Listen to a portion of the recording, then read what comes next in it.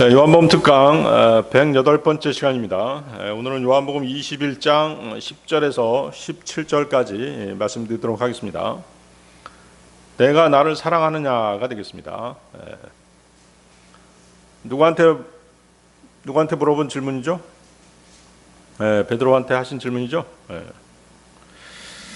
지난 시간에는 그분은 주시로다라는 제목으로 말씀을 나누었습니다. 주님이 떠나가신 그 상실감으로 인해서 제자들은 과거 그 어부였던 때처럼 갈릴리 바다로 물고기를 잡으러 나갔습니다. 그들은 밤새도록 그물을 던졌지만 한 마리도 건져 올리지 못했습니다. 그런데 아침이 되자 주님이 나타나셨습니다. 그리고 그 선박의 우측에 그물을 던지라, 그리하면 너희가 찾아내리라고 말씀하십니다.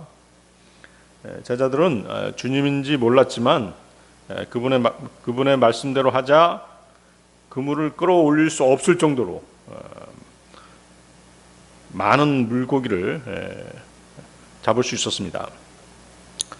그때 주님이 가장 사랑하는 제자 요한이죠. 요한이 주님을 알아봤습니다. 그리고 말합니다. 그분은 주시로다 라고 말하죠. 요한의 말을 들은 베드로는 황급히 바다로 뛰어들었습니다. 베드로는 예수님을 3번 부인한 후에 깊은 죄책감과 실패감을 안고 그렇게 살아가고 있었습니다. 하지만 주님이시다는 말을 듣는 순간 그는 두려움보다 예수님을 만나고 싶은 마음이 더 크게 일어났던 것입니다. 그래서 그는 물고기 잡는 일을 뒤로 하고 우도옷을 걸친 뒤 바다로 뛰어들었던 것입니다. 우도옷을 걸친 것은 주님 앞에 예의를 갖추려는 그런 마음을 보여주고 있습니다.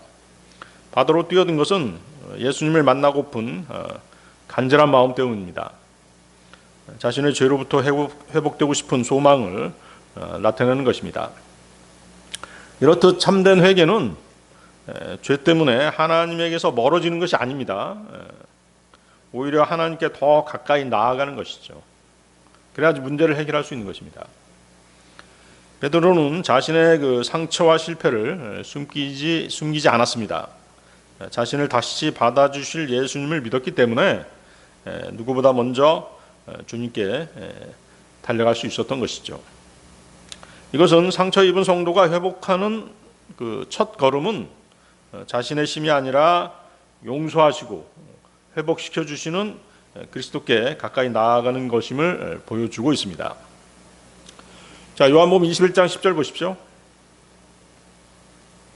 요한복음 21장 10절, 예수님께서 그들에게 말씀하시기를 너희가 막 잡은 물고기를 가져오라 하시니라. 자, 제자들이 바닷가에 도착했을 때 주님은 숯불과 그 위에 놓인 물고기와 빵을 준비해 놓고 제자들을 기다리고 계셨습니다. 거기 놓인 그 3가지 물고기, 빵, 숯불 이런 것들은 어떤 의미가 있죠? 영적인 의미가 있습니다. 베드로는 그 대제사장의 저택 그 숯불 곁에서 예수님을 3번 부인했었습니다. 그런데 부활하신 예수님께서 숯불을 피워놓고 계셨습니다. 주님은 베드로가 실패했던 바로 그 기억을 떠올리게 하신 것입니다. 그러나 주님은 그를 정죄하려는 것이 아니라 회복의 자리로 부르신 것입니다.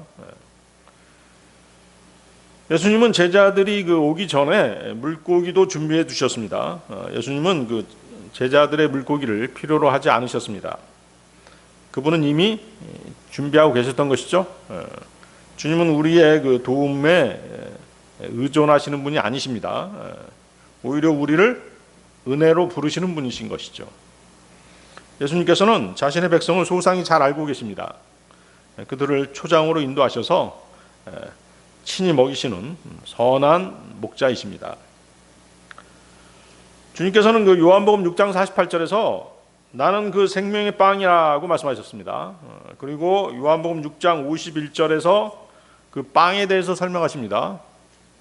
나는 하늘로부터 내려온 살아있는 빵이라 누구든지 이 빵을 먹는다면 그는 영원토록 살리라. 그리고 내가 줄 빵은 나의 살이요 나는 세상의 생명을 위하여 그것을 주겠노라. 따라서 그 빵은 영적 양식이죠. 영적 양식입니다. 또 생명의 공급입니다. 그리고 그리스도이신 그분 자신을 상징하는 것입니다. 물고기는 뭘 상징하죠? 너희를 사람들을 낚는 어부가 되게 하겠다라고 하는 주님께서 약속하셨잖아요. 그러니까 물고기는 장차 제자들이 복음을 전해서 구원받을 혼들인 것이죠. 그래서 그 숯불과 물고기와 빵이 이 세 가지가 함께 놓인 것은 의미심장합니다. 그렇죠? 예수님께서는 먼저 회복시키십니다. 그것이 바로 숯불이죠. 그 다음 복음 전파 사명을 맡기시죠. 그것이 물고기입니다. 그리고 끝까지 친히 먹이시는 분이시죠. 우리들을 먹이시는 분이시잖아요. 그게 바로 뭐예요? 빵이죠. 영적인 공급, 생명을 공급해 주시는 분이시죠.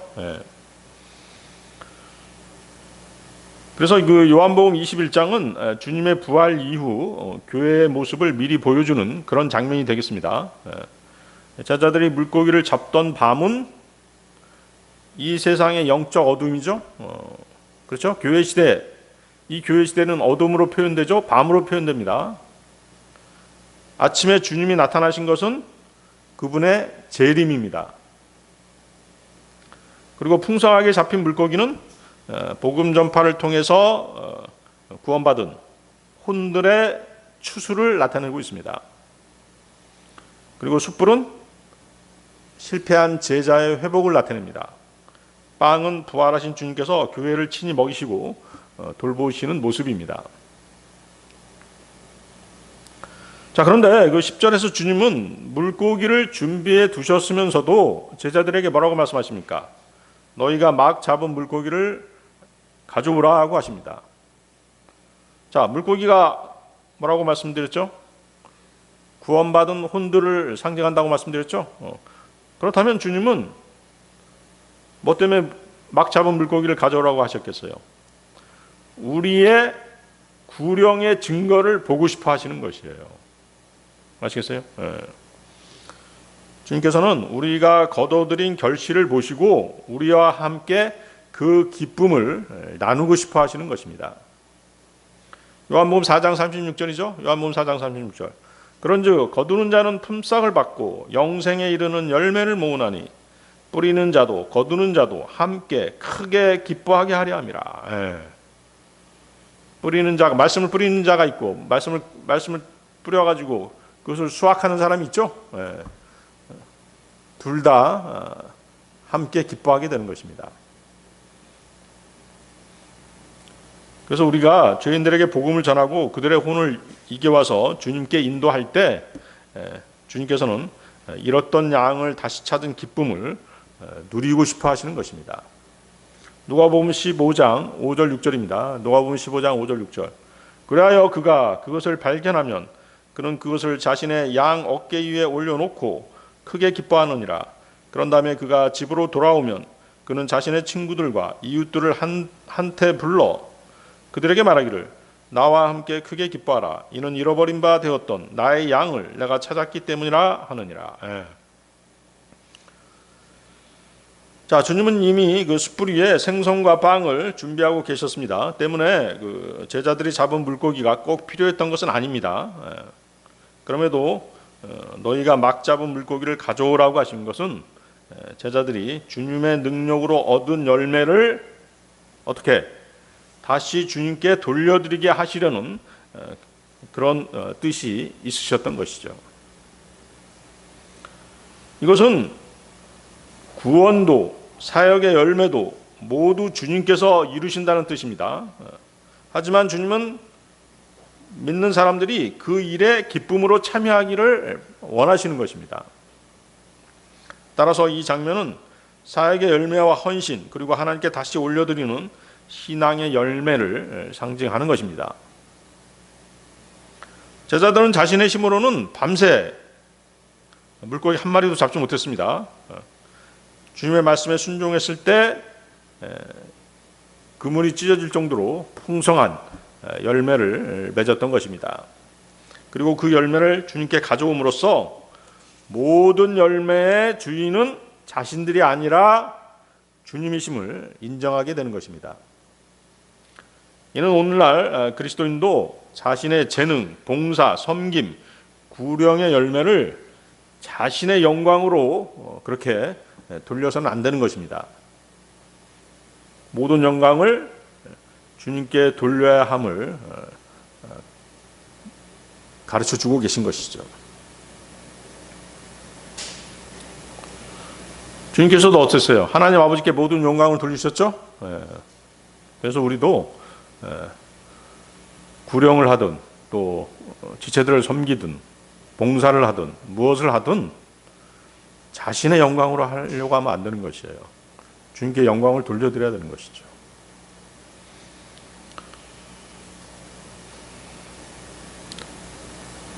요한복음 15장 5절이죠. 요한복음 15장 5절. 너희가 나 없이는 아무것도 할 수 없기 때문이라. 그렇죠? 너희가 나 없이는 아무것도 할 수 없기 때문이라. 우리가 주님께 계속 영광을 돌려드릴 때 주님께서는 계속 우리에게 영적인 공급을 해주시는 것이에요. 그렇지 않고 어떤 사역을 자신의 영광으로 돌리게 되면 어때요? 하나님께서 영적 공급을 안 해주세요. 그 사실을 아셔야 돼요. 모든 열매는 그리스도 안에서만 맺히는 것입니다. 그렇죠? 그러니까 구원받지 않은 사람들은 어떤 영적인 열매를 맺을 수가 없는 것이에요. 아무리 예를 써도 그리스도 안에 있지 않기 때문에. 고린도전서 3장 6절에서 7절 말씀입니다. 나는 심었으며 아폴로는 물을 주었으나 오직 하나님만이 성장하게 하셨도다. 그렇게 심는 자도 아무것도 아니요 물을 주는 자도 아무것도 아니요 오직 성장하게 하시는 하나님만이 모든 것이라. 우리가 일하지만 우리가 봉사도 하고 섬기기도 하고 말씀을 전하기도 하지만 열매를 맺게 하시는 분은 누구시다? 하나님이시다. 시편 116편 12절입니다. 시편 116편 12절. 나를 향하신 그분의 모든 은총으로 인하여 나는 주께 무엇을 돌려드릴까? 우리는 하나님께 받은 것을 다시 하나님께 돌려드리는 그런 삶을 살아야 되는 것입니다. 이것이 바로 뭐예요? 우리가 헌신해야 하는 이유인 것이죠. 그 헌신에 대한 말씀 로마서 12장 1절이죠. 로마서 12장 1절. 그러므로 형제들아 내가 하나님의 자비들로 인하여 너희에게 간청하노니 너희는 너희의 몸을 거룩하고 하나님께 기꺼이 받으실 만한 살아있는 희생제물로 드리라. 이것이 너희의 합당한 섬김이라. 그렇죠? 우리는 거룩한 삶을 살아야 됩니다. 그리고 자신의 몸, 자신의 재능, 자신의 모든 것들을 하나님께 돌려드려야 되는 것이죠. 그래서 우리는 우리의 열매와 수고를 감사와 함께 하나님께 돌려드리는 그런 헌신된 삶을 살아야 되는 것입니다. 자, 요한복음 21장 11절로 가겠습니다. 요한복음 21장 11절. 시몬 베드로가 올라가서 수많은 물고기로 가득한 그물을 육지로 끌어당겼는데 153마리더라. 그리고 그렇게 많이 있었는데 그럼에도 그물이 찢어지지 아니하였더라. 그물이 찢어지지 않았죠? 그런데 어때요? 여러분들 그 성경 읽다 보면 제자들이 예수님을 처음 만났을 때는 어땠어요? 그물이 찢어졌었죠? 그물이 찢어졌었어요. 누가복음 5장 6절에 보면 제자들이 그 예수님 말씀대로 그 그물을 던졌는데 많은 물고기를 낚았어요. 그런데 그물이 찢어져 버렸죠. 누가복음 5장 6절인데요. 그리하여 그들이 이를 실행하자 그들은 수많은 무리의 물고기들을 포획하였고 그들의 그물은 찢어졌더라. 자, 그러니까 어때요? 과거하고 지금 비교가 되죠? 과거의 제자들은 아직 충분히 준비되어 있지 않았던 것이죠. 영적으로 성숙하지 않았던 것이에요. 그런데 예수님의 죽음과 부활 그리고 성령 강림 이후로는 성숙된 신앙인의 모습을 보여주는 것이죠. 그래서 요한복음 21장에서는 똑같이 많은 물고기를 잡았지만 그물이 찢어지지 않았던 것입니다. 이것은 뭐예요? 부활하신 주님께서 성령님을 보내셔서 친히 교회를 세우시고 붙드시는 사역은 실패하지 않는다는 것을 보여주는 것이죠. 또한 복음으로 불러 모으시는 하나님의 백성은 한 명도 잃어버리지 않고 안전하게 보존될 것을 보여주신 것입니다. 구원의 영원한 보장이죠. 구원의 영원한 보장입니다. 요한복음 10장 28절 29절이 바로 그 말씀인데요. 요한복음 10장 28절 29절. 그리고 나는 그들에게 영생을 주노라. 그런즉 그들은 결코 멸망하지 아니할 것이요 아무도 나의 손에서 그들을 빼앗아내지 못할 것이라. 그들을 나에게 주신 나의 아버지께서는 모든 것보다 더 위대하시니라. 그런즉 아무도 나의 아버지의 손에서 그들을 빼앗아내지 못하리라. 그래서 십자가 전의 사역과 십자가 후의 사역, 성령님께서 함께 하시는 사역이냐 그렇지 않은 사역이냐가 분명히 드러나죠.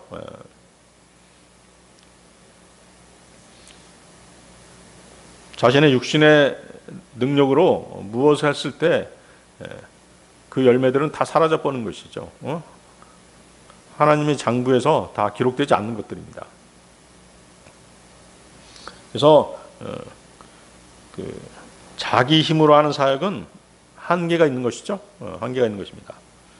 하지만 부활하신 주님의 능력으로 이루어진 복음 사역은 결코 무너지지 않는다는 사실을 상징적으로 그렇게 가르쳐 주시고 계신 것입니다. 자, 다시 보십시오. 수많은 물고기들로 가득한 그물을 육지로 끌어당겼는데 153마리더라. 자, 여기서 보면은 이제 153마리라는 정확한 숫자가 기록되어 있죠. 이렇게 이제 물고기의 숫자가 기록된 것은 그 기적이 실제로 일어난 역사적인 사건이었기 때문에 이제 이렇게 정확하게 기록될 수 있었던 것이죠. 제자들은 뜻밖의 많은 물고기를 잡았기 때문에 그 수를 한번 세어본 것입니다. 세어본 것이죠. 요한은 그 사실을 있는 그대로 기록했던 것입니다. 자, 그런데 보면 어때요? 어떤 사람들은 153이라고 하는 그 숫자에서 여러 가지 숨은 뜻을 찾으려고 그렇게 여러 의미를 부여하죠. 153은 나라의 숫자다, 뭐의 숫자다 하면서 이제 막 여러 가지 의미를 부여하는 사람들도 있습니다. 하지만 성경은 153이라고 하는 숫자에 대해서 직접 정확하게 말씀하지 않으십니다. 그래서 여러분들은 이제 그 153이라고 하는 숫자를 함부로 해석하는 것은 좀 조심할 필요가 있는 것이죠. 오히려 중요한 게 뭐예요? 153이라고 하는 그 숫자보다도 주님의 말씀에 순종했을 때 예상하지 못했던 풍성한 열매를 얻었다는 그 사실이 더 중요한 것이죠. 그렇죠? 그리고 그 많은 물고기를 잡고도 그물이 찢어지지 않았다는 점, 그것이 중요한 것이에요. 따라서 우리의 관심은 숫자의 비밀을 푸는 데 있지 않고 풍성한 열매를 주시는 주님과 그분의 완전한 구원의 능력을 믿는데 관심을 더 가져야 되는 것입니다.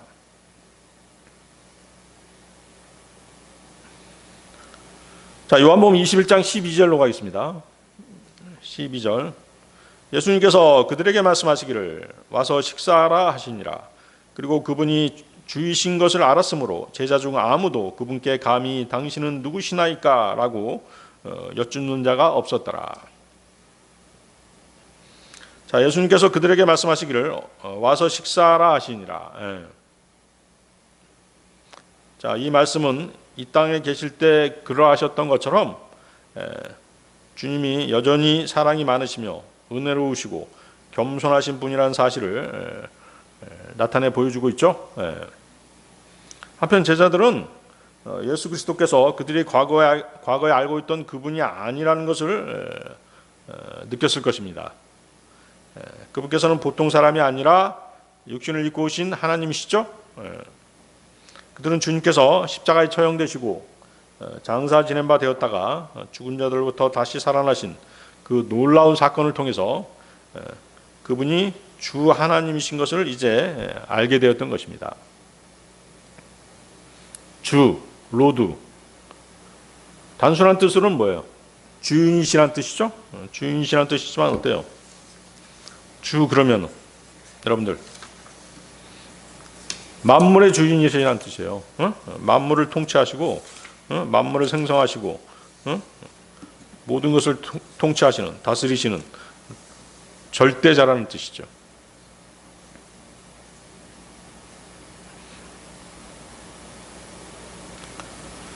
그래서 이제 지금 주 예수 그리스도께서는 지난날의 그 스승님이 아니십니다. 그분께서는 지금 하나님의 아들이시오 또 하나님으로 제자들 앞에 계신 것입니다. 그런 분께서 지금 와서 식사하라고 말씀하시죠. 그들을 초대하시는 것입니다. 지금까지 주님께서는 제자들에게 줄곧 명령만 하셨죠. 어떤 명령하셨어요? 나를 따르라고 명령하셨죠. 진리의 말씀을 듣고 영원한 생명을 들고 주 예수 그리스도를 들고 나가서 증거하라고 그렇게 명령하셨던 주님이셨습니다. 그런 주님께서 지금은 제자들에게 와서 먹으라 라고 다정하게 말씀하십니다. 주님은 지금도 그분이 그 마음 문을 두드릴 때 주님께서 문을 두드리고 계시죠. 마음 문을 두드렸을 때 그 문을 여는 사람들과 함께 식사하시겠다라고 그렇게 말씀하시죠. 계시록 3장 20절이잖아요. 계시록 3장 20절. 보라, 내가 문 앞에 서서 두드리노라. 누구든 내 음성을 듣고 문을 열면 나는 그에게로 들어갈 것이요 그와 함께 만찬을 먹고 그도 나와 함께 만찬을 먹으리라. 그렇죠? 구원받은 사람 안에는 주님께서 함께 하시잖아요. 그분께서 영으로 안에 들어와 거하시죠. 계속 보십시오. 그분이 주이신 것을 알았으므로 제자 중 아무도 그분께 감히 당신은 누구시나이까 하고 여쭙는 자가 없었더라. 자, 제자들은 이제 그분이 누구신지 잘 알게 되었던 것입니다. 그래서 누구시냐라고 물을 필요도 없고 물어야 될 이유도 없었죠. 거기 그 알았으므로가 나오죠. 알았으므로. 주이신 것을 알았으므로. 자, 알았으므로라고 번역된 헬라어 에이도테스의 원형인 오이다인데요. 오이다는 예수님의 부활 및 그분의 정체성과 관련된 그런 단어입니다. 자, 막달라 마리아는 그 예수님의 시신의 행방을 알지 못했다라고 했습니다. 또 그녀를 포함한 제자들이 정작 알지 못한 것이 있었죠. 무엇이었어요? 자, 막달라 마리아가 관심을 가졌던 게 무엇이었어요? 예수님의 시신의 행방이었잖아요. 근데 정작 중요했던 건 뭐예요? 예수님의 부활이었죠. 예수님의 부활이었죠. 부활은 바로 뭐예요? 예수님의 하나님으로서의 정체성하고 관련이 있잖아요. 하나님이 아니시면 살아날 수가 없잖아요. 그렇죠? 그래서 주이신 것을 알았으므로 이 말은 바로 뭐예요? 예수님이 하나님이신 것을 이제 알게 되었다. 그런 뜻인 것이죠. 예수님의 정체성을 알게 되었다. 그래서 요한이 뭐라고 기록했어요, 거기? 아까 우리 앞에서 배웠죠?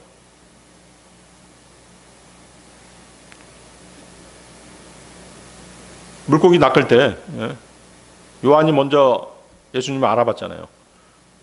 주시라. 그분은 주님이시다. 이렇게 주라고 기록하죠. 바로 그것이죠. 그래서 제자들이 주이신 것을 알았으므로 이렇게 기록하고 있잖아요. 주이신 것을 알아보았다는 것은 그동안 깨닫지 못하고 있었던 예수님의 정체성을 이제는 알게 되었다. 즉 그들은 예수님께서 구약에 예언된 메시아라는 사실을 비로소 알게 됐던 것이죠.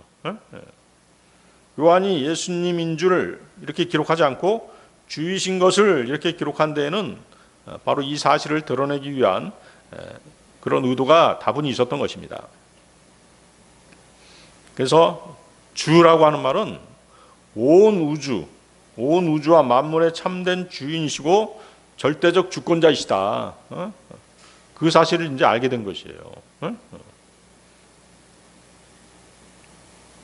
자, 제자들은 처음에 물가에 서 계신 분이 예수님인 줄 알아보지 못했습니다.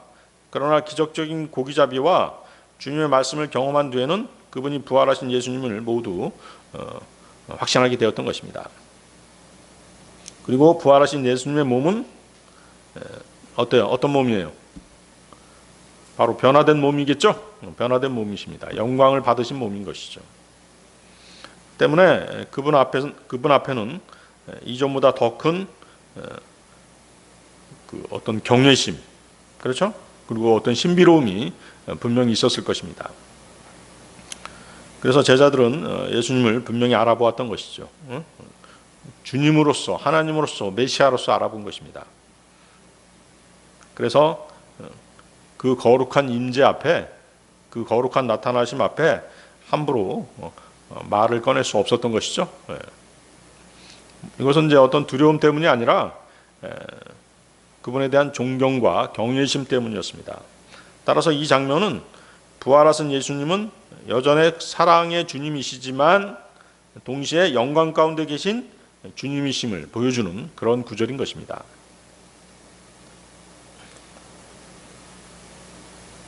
그래서 예수 그리스도, 그분은 제자들을 포함한 온 인류를 위해서 십자가에 자신의 목숨을 희생제물로 드리신 사랑의 하나님이십니다. 사망 권세를 이기시고 부활하신 능력의 하나님이십니다. 제자들이 다락방에서 빵과 포도주로 행한 그 유월절 만찬 때에는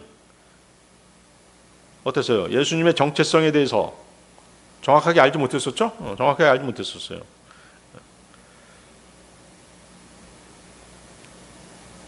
부활 직후에도 어땠어요? 예수님이 부활한 직후에도 얼마 동안은 그 예수님의 부활한 사실을 믿지 못하는 등 그분의 정체성을 확실히 알지 못했었습니다.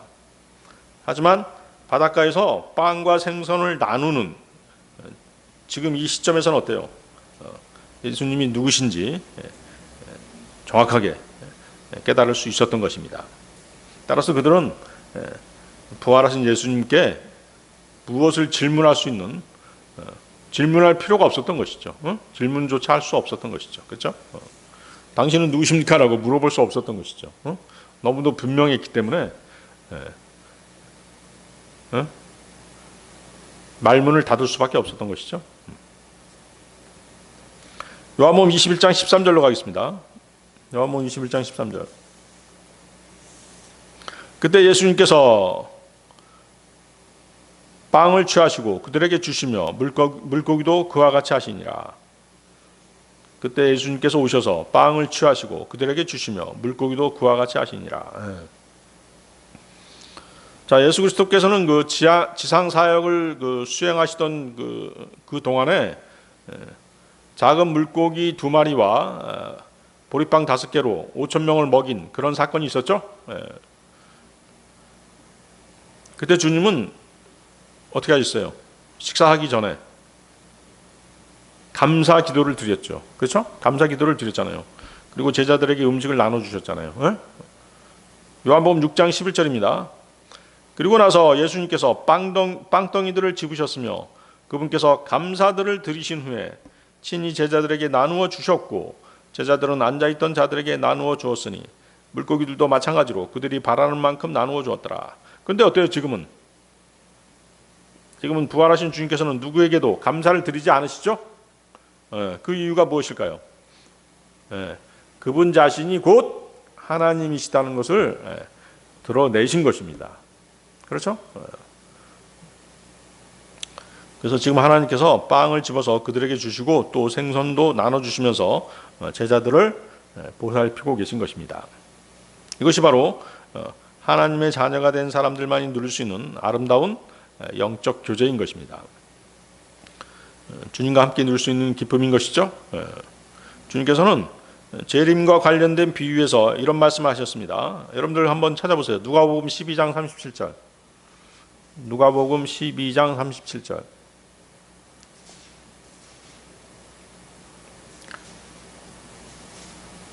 찾으셨나요? 누가복음 12장 37절. 그 소유주가 왔을 때 그가 깨어있는 것을 발견할 그 종들은 복되도다. 진실로 내가 너희에게 말하노니 그는 스스로 띠를 두르고 그들을 음식 앞에 앉힌 다음에 앞으로 나와서 그들을 섬기리라. 놀라운 말씀이죠. 주님께서 재림하신 후에도 어때요? 그 종들을 앉혀놓고 제자들을 앉혀놓고 그분이 직접 섬기겠다라고 말씀하시는 것이에요. 예수님은 하나님의 아들이면서도 사랑으로 자기 백성을 끝까지 섬기시는 분이시죠. 부활하신 주님께서 제자들에게 빵과 물고기를 나누어 주신 것은 그들의 육신의 필요뿐만 아니라 영적인 필요까지 친히 채우시는 그분의 은혜를 나타냅니다. 그리고 지금 읽은 누가복음 12장 37절에서 다시 오실 주님께서도 충성된 성도들을 친히 섬기시겠다고 그렇게 약속하시는 것입니다. 놀라운 장면이죠. 그래서 예수님의 사랑이 십자가에서 끝난 것이 아니라 영원히 계속된다는 그런 뜻인 것입니다.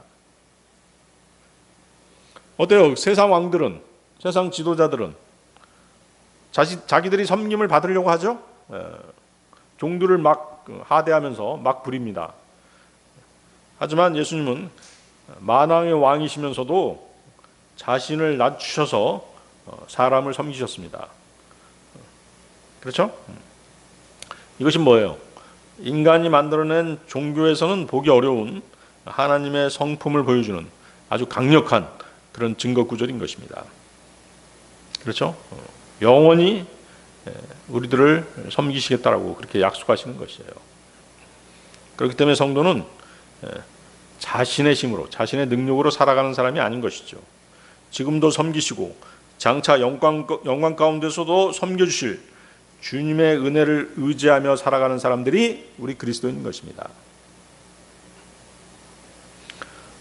자, 여러분들이 그렇게 주님의 섬김을 받았다면 여러분들도 어떻게 해야 되겠어요? 여러분들도 다른 지체들을 섬기는 삶으로 그 사랑을 나타내야 하는 것입니다. 아시겠죠? 요한복음 21장 14절로 가겠습니다. 요한복음 21장 14절. 이것은 이제 예수님께서 죽은 자들로부터 살아나신 뒤에 그분께서 자신의 제자들에게 세 번째로 보이신 것이라. 세 번째. 자, 여기서 세 번째는 어떤 세 번째인가요?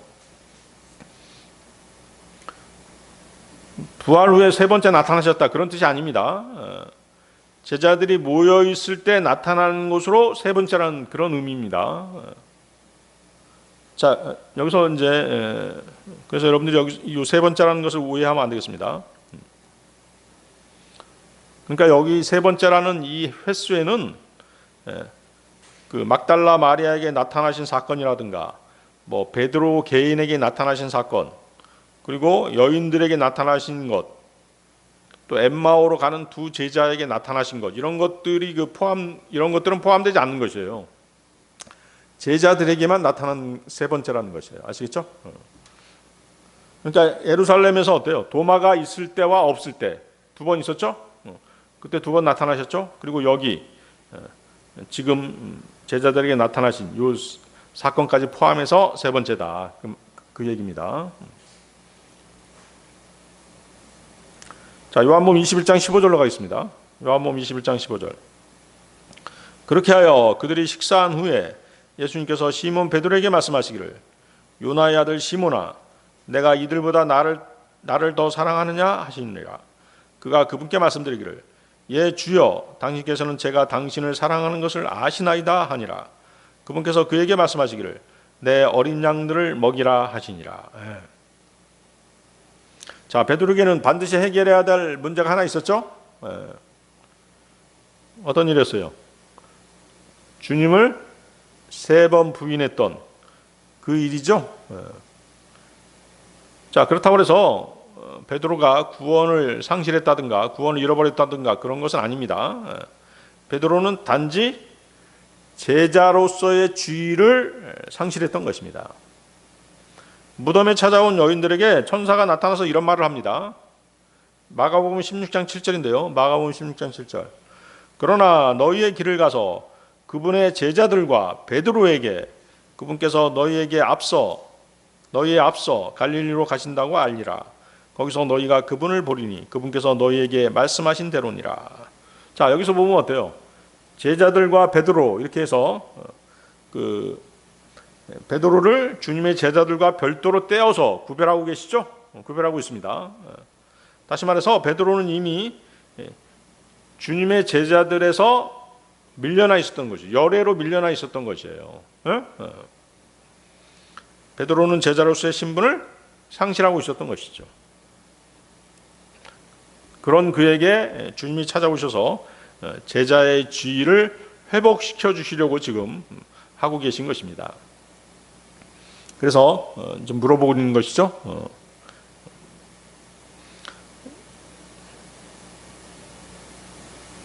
그러니까 뭐냐면 베드로가 그 상실했던 제자직을 회복하려면은 먼저 해결해야 될 문제가 있었던 것이죠.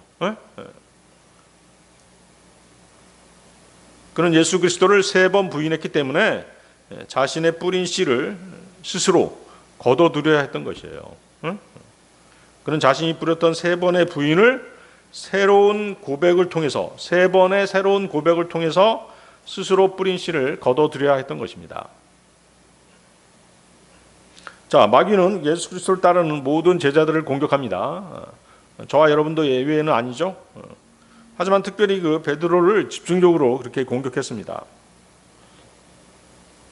베드로가 육신적으로 강한 그런 것도 있었기 때문이기도 하고 베드로가 어때요? 제자들의 대표격이었잖아요.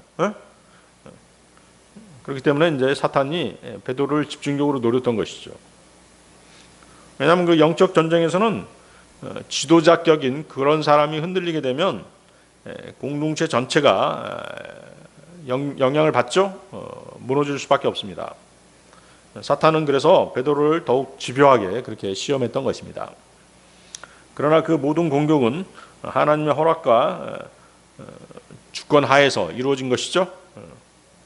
주님께서는 사탄의 공격을 미리 아시고 베드로가 믿음을 잃지 않도록 사탄의 시험을 경고해 주셨습니다. 그리고 베드로를 위해서 친히 기도해 주시기까지 하셨죠. 누가복음 22장 31절 32절인데요. 시몬아 시몬아 보라 사탄이 너희를 차지하길 갈망하였으니 그가 밀처럼 너희를 체질하려는 것이라.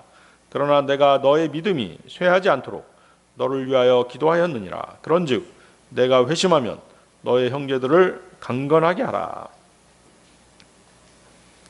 자, 이 구절에서 보면 이제 주님께서는 내가 사탄에게 베드로 네가 사탄에게 체질당하지 않도록 기도하였으니라고 그렇게 말씀하지 않습니다.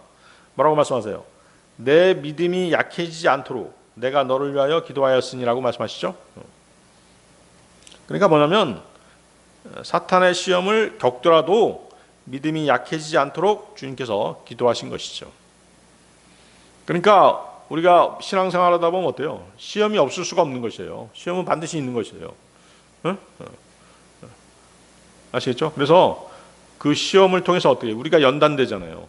그러니까 믿음이 약해지지 않도록 그렇게 주님께서 우리를 위해서 기도해 주시는 것입니다.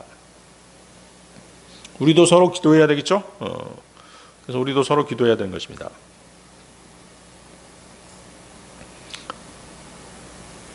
어느 누구나 예외가 없어요. 주님을 따르는 사람들은 반드시 어떤 시험, 고난, 이것은 거의 분명하게 있는 것들이잖아요. 그런 것들을 잘 말씀을 통해서 넘어갈 수 있도록, 견딜 수 있도록 그렇게 서로 기도해야 되는 것입니다.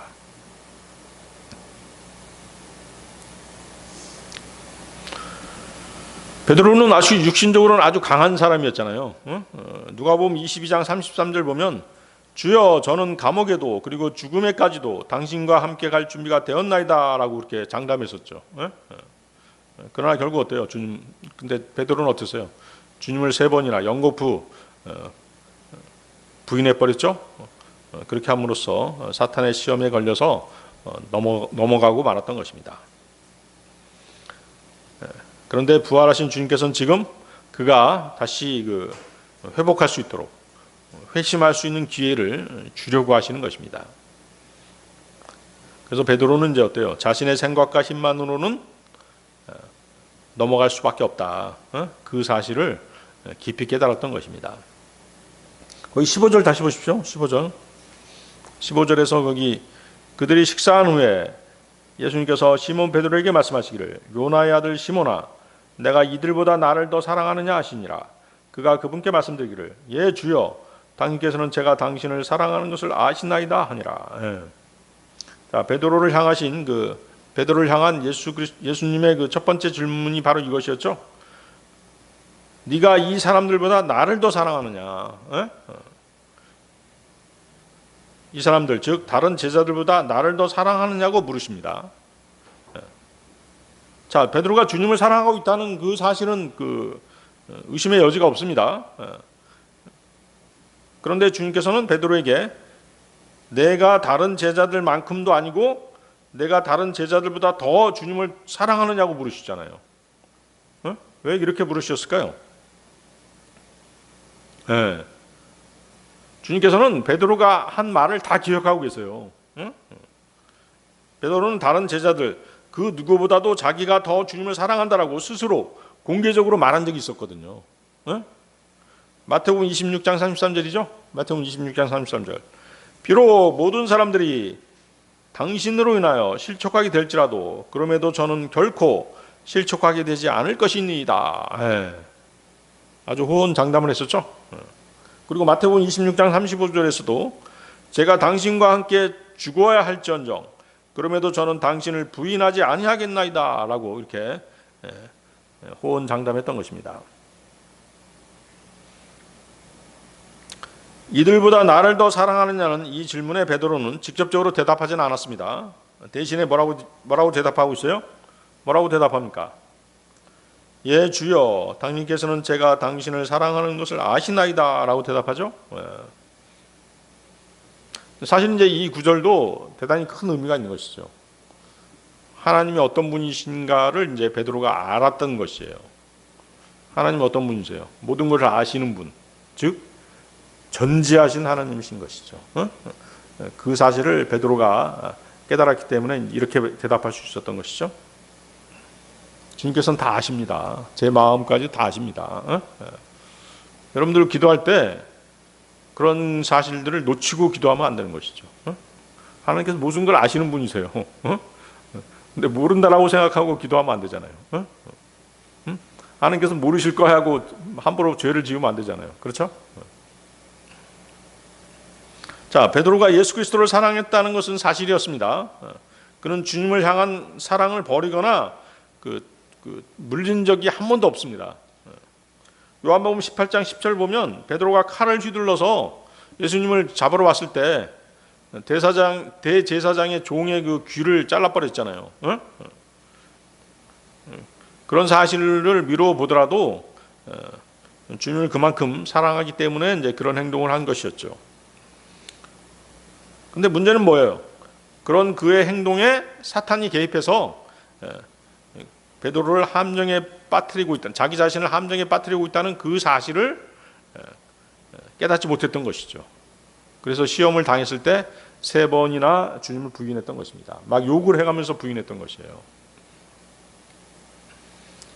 그래서 베드로는 주님의 이 질문을 듣는 순간 과거에 예전에 모든 사람이 주를 버릴지라도 나는 결코 버리지 않겠습니다 라고 큰 소리 쳤다가 3번이나 주님을 부인했던 그 실패를 떠올리지 않을 수 없었을 것입니다. 그래서 그는 더 이상 자신의 어떤 충성심이라든가 자신의 의지를 앞세우지 않았습니다. 그는 자신의 약함을 인정했던 것이죠. 그리고 자신의 마음을 가장 잘 아시는 주님께 판단을 맡기면서 주께서 아십니다 라고 이렇게 고백했던 것입니다. 그래서 이것은 자신을 과시하려는 과거의 모습이 아니라 실패를 통해서 겸손을 배운 그런 사람의 대답이었던 것이죠. 그리고 베드로는 주님께서 자신을 정죄하려는 것이 아니라 회복시키려 하신다는 그 사실을, 또 그 사랑을 조금씩 느끼고 있었던 것입니다. 그러기에 자신의 공로가 아니라 주님의 아심과 은혜, 주님의 전지하심과 은혜를 의지했던 것이죠. 그래서 이런 말을 할 수 있었던 것이에요. 이처럼 상처를 입은 사람의 그 진정한 회복은 자기 자신을 드러내고 자기 자신을 증명하는 데 있지 않습니다. 자신을 있는 그대로 아시고 사랑하시는 주님을 신뢰하는 데서 자신의 상처가 회복되는 것입니다. 자신의 상처를 있는 그대로 주님께 드러내야 된다는 것이에요. 그랬을 때 주님께서는 회복시켜 주시는 것이죠. 베드로의 대답은 어떤 자신감에 넘치는 그런 고백이 아니었죠. 주님의 은혜를 신뢰하는 믿음의 고백이었던 것입니다. 다시 보십시오. 그분께서 그에게 말씀하시기를 내 어린 양들을 먹이라 하시니라. 베드로의 대답을 듣고 예수 그리스도께서는 베드로에게 어린 양들을 맡기시죠. 어린 양, 램스죠. 램스. 그러니까 뭐예요? 어린 양이 상징하는 게 뭡니까? 젖먹이 그리스도인들이죠. 그렇죠? 어린 그리스도인들입니다. 그래서 주님께서 베드로에게 맨 처음 맡기신 사명이 이제 막 거듭난 그런 사람들을 가르치고 인도하는 그런 일이었던 것입니다. 자, 그리고 여기서 이제 우리가 한 가지 주목할 내용이 있습니다. 베드로의 사명이 고기 잡는 것에서 뭘로 바뀐 것이에요? 뭘로 바뀌었죠? 양치는 것으로 바뀌었잖아요. 다시 말하면 고기 잡는 비유는 뭐예요? 복음 전도자를 암시하죠. 복음 전도자를 뜻하는 것이잖아요. 양치기는 목사 교사를 암시하는 것입니다. 구원받은 사람들은 보살핌을 필요로 합니다. 즉 돌보아지고 먹여지고 지켜줘야 합니다. 그리스도께서 여기에 그 첫 말씀에서 베드로에게 유임하신 것은 양이 아니라 어린 양이었죠. 즉 연약한 무리들입니다. 그리고 이들이 바로 우리 그리스도인들에게 맡겨진 자들인 것입니다. 성숙한 그리스도인들은 그 어린 양을 돌볼 수 있어야 된다는 것이죠. 그리고 또 예수님께서 그들을 내 어린 양 이렇게 부르시잖아요. 내 어린 양, 내 어린 양들을 먹이라 이렇게 말씀하시죠. 자, 주님께서 그분의 양들을 누구에게? 우리에게, 또 목자들에게 그렇게 유임하신 것이에요. 그렇기 때문에 작금의 목자들은 절대로 주님이 맡겨주신 양들을 지배하려고 해서는 안 되는 것입니다. 간혹 그런 목사나 그런 영적 지도자라고 하면서 성도들을 지배하는 그런 목사들이 있잖아요. 절대 그래서는 안 된다는 것이죠. 왜? 내 양이 아니란 말이에요. 내 것이라고 생각하니까 막 함부로 하려고 하는 것이죠. 주님께서 유임하신 그런 양들인 것이죠. 자, 요한복음 21장 16절 보십시오. 요한복음 21장 16절. 그분께서 그에게 다시 두 번째로 말씀하시기를 요나의 아들 시몬아 내가 나를 사랑하느냐 하시니라. 그가 그분께 말씀드리기를 예 주여 당신께서는 제가 당신을 사랑하는 것을 아시나이다 하니라. 그분께서 그에게 말씀하시기를 내 양들을 먹이라 하시니라. 이번에는 뭐예요? 어린 양이 아니라 그냥 양들이라고 말씀하시죠. 자, 예수님은 두 번째로 베드로에게 요나의 아들 시몬아 내가 나를 사랑하느냐라고 물으십니다. 첫 번째 질문에서 있었던 다른 제자들과의 비교가 사라졌죠? 대신 뭐예요? 이제는 베드로와 예수님 사이의 사랑만을 물으신 것입니다. 자, 주님께서 같은 질문을 다시 하신 것은 베드로를 부끄럽게 하려고 하신 것이 아닙니다. 그의 마음 깊은 곳을 치유하고 회복시키기 위함이었던 것입니다. 첫 번째 질문이 베드로의 그 과거의 교만을 돌아보게 했다라고 한다면 두 번째 질문은 다른 사람과의 비교를 모두 내려놓고 오직 예수님과의 관계에만 집중하게 하려는 것이었습니다. 주님은 베드로의 실패보다 그의 현재 마음을 더 중요하게 보십니다. 사랑을 다시 확인하게 하심으로써 상처 입은 마음을 회복시키고 계신 것이었죠. 자, 보십시오. 주님은 베드로가 사역을 잘할 수 있는지 그걸 물으시지 않으셨죠? 뭘 물으셨어요? 주님이 지금 묻고 계신 게 뭐예요? 주님을 진심으로 사랑하는지가 모든 사역의 기본인 것이죠. 그래서 사랑하느냐 이렇게 물어보시고 계신 것이에요. 어떤 스킬이 중요한 게 아니라는 것이죠.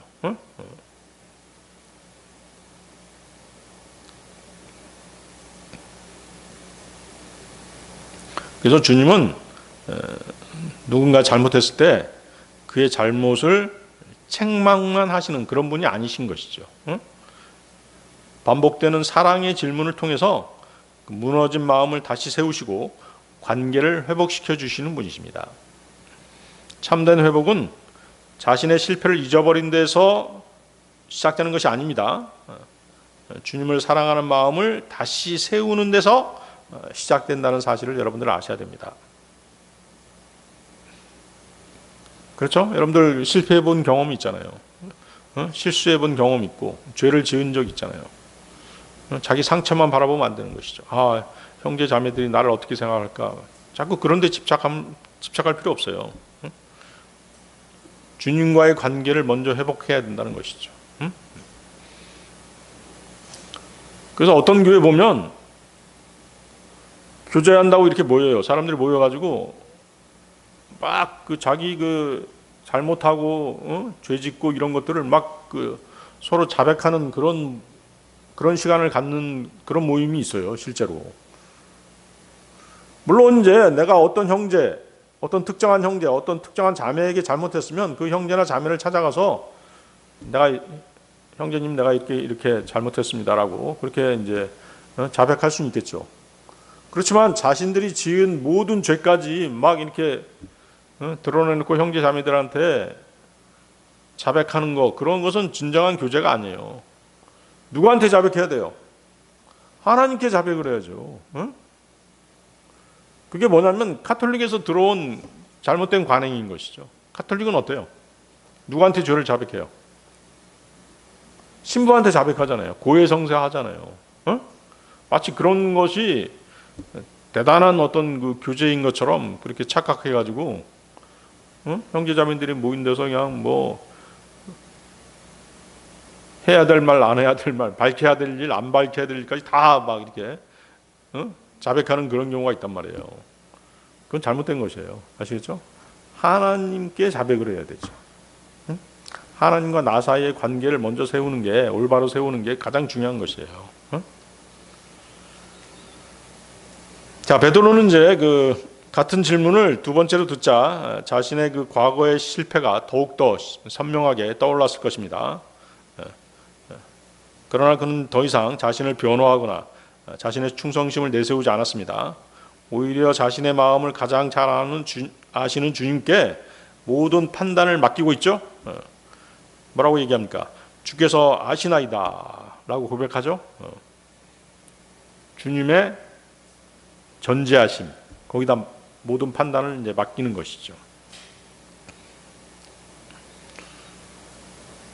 그래서 이 베드로의 고백은 뭐예요? 실패를 통해서 겸손을 배운 그런 사람의 말이죠.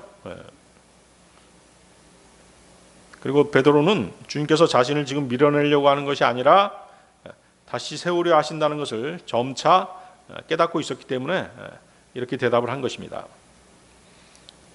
그렇기 때문에 이제 두려움 속에서도 주님의 사랑을 신뢰하면서 진실하게 속마음을 얘기한 것이죠. 그래서 사람은 자신의 상처와 실패를 숨길 때보다 그것을 다 알고 계시는 하나님 앞에 정직하게 고백하고 그분 앞에 설 때 진정한 회복을 경험하는 것입니다. 형제 자매들한테 고백하는 것이 아니에요. 그래서 베드로의 두 번째 대답은 자신의 육신의 약함을 끝까지 아시고도 받아주시는 주님의 은혜를 의지하는 겸손한 믿음의 고백이었던 것이죠. 그러자 주님은 다시 명령하시죠. 뭐라고 명령하십니까? 내 양들을 먹이라. 자, 주님께서 내 양들을 먹이라고 하신 것은 베드로에게 단순히 사람들을 돌보라는 명령만 주신 것이 아닙니다.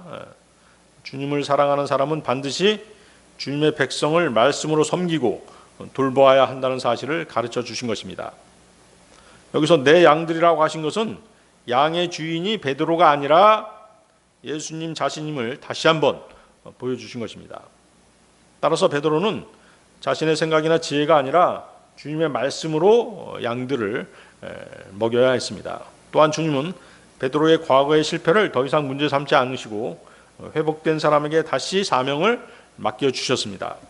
이것은 하나님의 은혜가 사람의 실패보다 더 크시다는 것을 보여주고 있는 것입니다.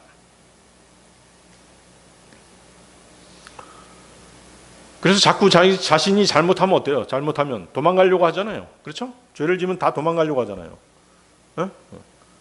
그렇지만 하나님의 그 은혜는 여러분들의 죄보다 크고 여러분들의 실패보다 크다는 사실을 항상 염두에 두시고 주님 앞에 나와서 자백하시고 빠른 시간 내에 회복할 수 있도록 그렇게 하셔야 되는 것입니다.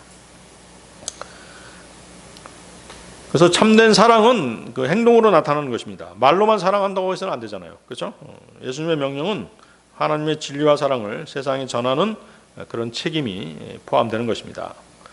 그렇기 때문에 내 양들을 먹이라는 말씀은 예수님을 진심으로 사랑하는 사람은 그 사랑을 말로만 표현하지 말고 하나님의 말씀으로 다른 사람의 믿음을 세워주고 혼두를 돌보는 삶으로 증명해야 된다는 그런 뜻이 들어있는 것입니다. 그래서 모든 그리스도인의 그 섬김이 그 주님의 양을 주님의 말씀으로 돌보는 거룩한 사명임을 가르쳐 주신 것이죠. 그렇죠? 여러분들 그 집에서도 마찬가지잖아요.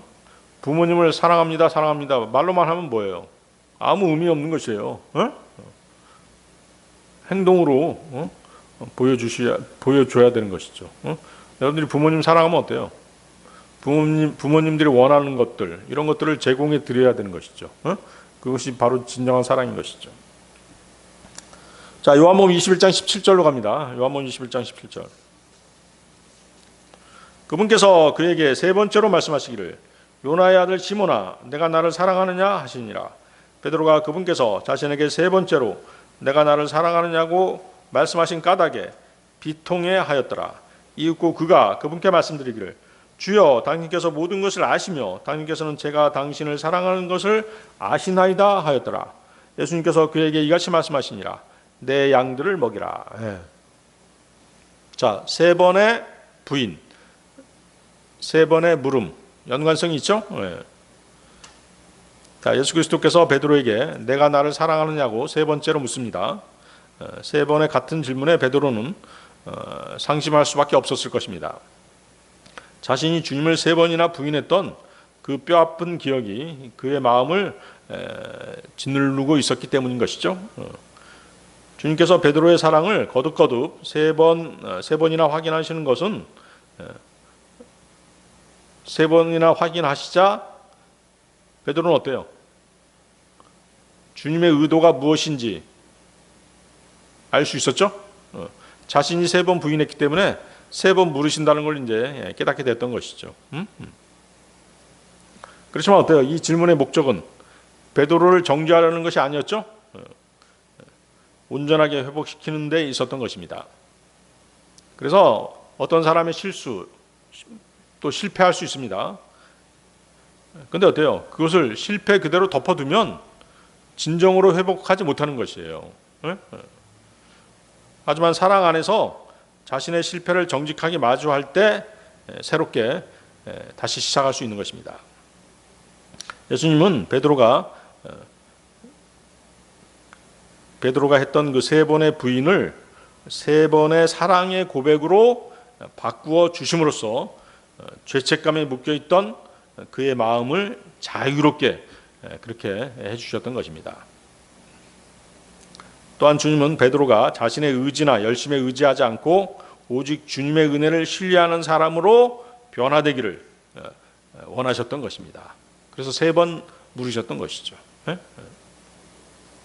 그래서 하나님께서는 우리의 상처를 모른 채 하지 않으시고 사랑으로 찾아오셔서 그 상처를 회복해 주시는 분이십니다. 그렇기 때문에 주님의 세 번째 질문은 베드로를 넘어뜨리기 위한 시험이 아니었습니다. 그의 마음을 완전히 회복시키고 다시 제자로 세우기 위한 사랑의 초청이었던 것이죠. 이처럼 예수님은 우리의 실패를 정죄하시는 분이 아니십니다. 그 실패를 은혜로 새롭게 하십니다. 다시 주님을 사랑하며 살아가게 하시는 분이신 것이죠. 자, 계속 보십시오. 주여, 당신께서 모든 것을 아시며 당신께서는 제가 당신을 사랑하는 것을 아시나이다. 세 번째 같은 대답을 하면서 죄송한 마음에 베드로는 고개를 들 수 없었을 것입니다. 그리고 스스로 기억하기조차 싫은 자신의 잘못에 대해서 가슴이 찢어지는 듯한 그런 심정으로 후회했을 것입니다. 이것은 마치 우리 그리스도인들이 그리스도의 그 심판석에서 자신에 대해 일일이 주님께 설명해야 할 때 느끼게 될 감당하기 힘든 그런 아픔과도 같은 그런 후회였을 것입니다. 여러분들은 우리가 그리스도의 심판석에 선다는 사실 알고 계시죠? 그때 주님께서는 이제 우리에게 물으실 것이에요. 내가 나를 사랑하느냐? 이렇게 물으실 때 여러분들 뭐라고 대답할 것이에요? 당연히 뭐예요? 네라고 대답할 것입니다. 그러면 주님께서 뭐라고 하실 것 같아요? 내가 나를 사랑한다고 하면서 어찌해서 이렇게 저렇게 하였느냐? 이렇게 물으시면 어떻게 하실 거예요? 대부분의 사람들이 아마 할 말이 없을 것입니다. 어느 누구도 자신을 변호해 주지 못하겠죠? 어느 누구도 자신을 도와줄 수 있는 사람이 없습니다. 오직 자신 스스로가 하나님께 스스로 설명드려야 하는 것입니다. 로마서 14장 11절이죠. 로마서 14장 11절. 이는 기록되기를 주가 말하노라 내가 살아있으므로 맹세하노니 모든 물음마다 나에게 절할 것이요 모든 혀마다 하나님께 자백하리라 하였기 때문이라. 우리는 이제 그리스도의 심판석에 가면 우리 혀가 주님께 자백하지 않을 수가 없어요. 나는 이렇게 살았고 저렇게 살았습니다. 이렇게 죄를 지었고 이렇게 실수했습니다. 이 모든 것들을 이제 주님께 다 자백하게 되는 것이죠.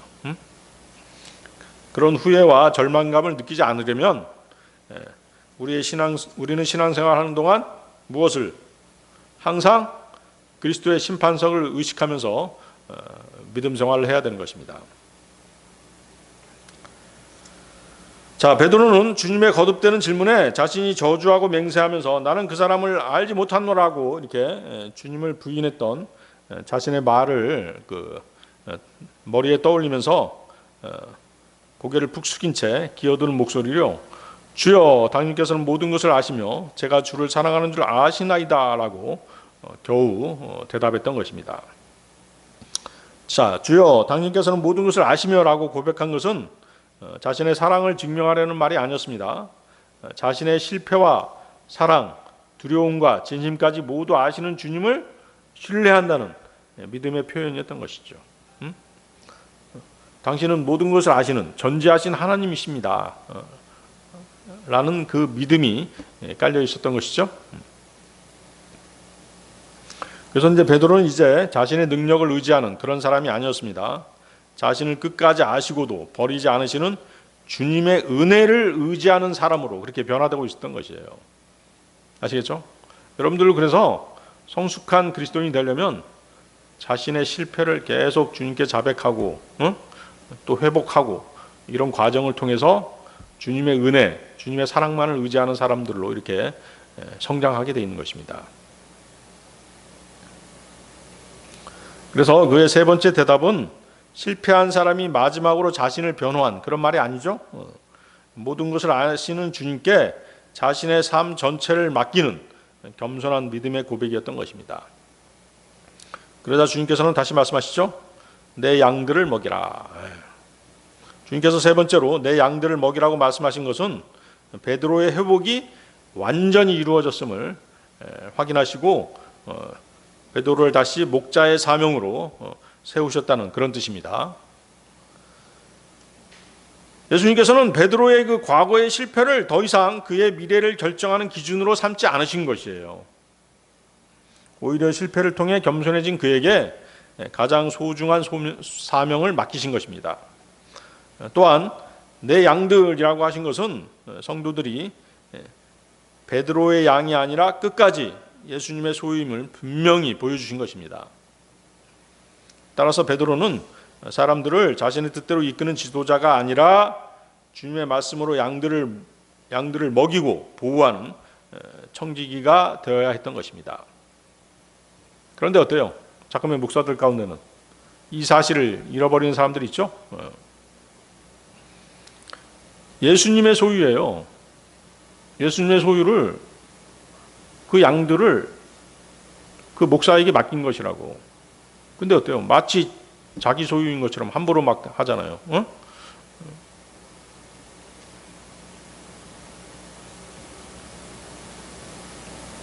절대로 그 목회자들은 그래서 성도들을 지배하려고 해서는 안 되는 것이에요. 그래서 그 목자를 따라가야 될 것인가 말아야 될 것인가 하는 것은 그 목자가 성도들을 지배하느냐 그렇지 않느냐 그걸 봐야 되는 것이죠. 그래서 참된 사랑은 책임 있는 행동으로 나타나야 되는 것입니다. 하나님께서 맡기신 사명은 하나님의 진리를 신실하게 전하는 데 있는 것입니다. 그렇기 때문에 주님께서 베드로에게 내 양들을 먹이라고 하신 것은 주님을 진심으로 사랑하는 사람은 그 사랑을 말로만 고백해서는 안 된다는 것이죠. 하나님의 말씀으로 성도들을 돌보고 믿음을 세워주는 삶으로 나타나야 된다는 것입니다. 또한 이 말씀은 실패한 사람도 회개하고 주님의 은혜 안에서 회복되면 하나님께서 다시 사용하시고 주님께서 명령하셨던 양들을 먹이는 그 사명을 다시 맡기신다는 그 복음의 진리를 보여주고 있는 것입니다. 그 후에 어땠어요? 베드로는 주님이 명령하셨던 양들을 먹이는 사명을 잊지 않았죠? 잊지 않았습니다. 베드로는 예수 그리스도께서 맡기신 어린 양들을 먹이고 또 인도하되 어떻게 보수할패야 할 것인가에 대해서 분명한 그런 신앙관을 가지고 기록을 해놨죠. 베드로서에 기록해놨습니다. 베드로전서 5장 2절 4절 말씀이죠. 베드로전서 5장 2절 4절 우리 읽고 마치도록 하겠습니다. 베드로전서 5장 2절에서 4절 보십시오.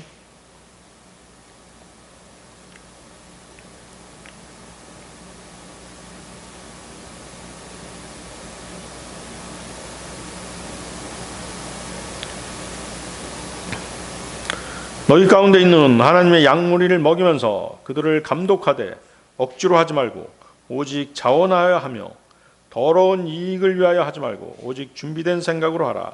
또한 하나님의 상속재산인 그들 위에 군주들같이 되지 말고 다만 양무리의 본보기들이 되라. 그리하면 목자장께서 나타나실 때 너희는 사라지지 아니할 영광의 왕관을 받으리라. 자, 군주들같이 되지 말고 지배하지 말라는 것이죠. 그래서 가장 추악한 권력이 어떤 권력인지 아세요? 자꾸만 어떤 세상 권력 추악하죠. 추악합니다. 그 권력을 얻기 위해서 어때요? 뭐 모종의 암투라든가 배신, 다툼이 있잖아요. 근데 더 추악한 건 뭔지 아세요? 종교 권력인 것이에요. 하나님께서 양들을 맡겨주시는데 그것을 마치 무슨 큰 권력을 소유한 것처럼 지배하고 함부로 대하고 그건 아주 사악한 범죄인 것이죠. 네, 오늘 여기까지 하겠습니다.